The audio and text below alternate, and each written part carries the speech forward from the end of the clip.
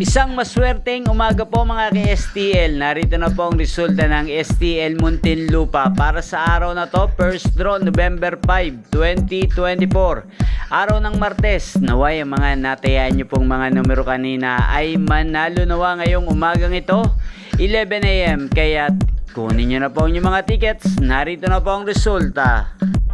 Para po sa STL Muntinlupa first draw result, 11 AM ang mga numerong nanalo, 11 at 31 in exact order sa lahat po ng tumaya kanina para sa first draw ng 11 at 31. Congrats po sa inyo, panalo po kayo. Shoutout po natin si Kuya Obet ng Muntinlupa. Shoutout sa iyo Kuya Obet. Sana ang mga tinataya mong mga numero ay manalo na. Ayan po, napanood nyo po ang resulta ng STL Muntinlupa sa channel na to, Roderick Hernandez TV. Huwag pong kalimutang mag-subscribe. Thank you for watching.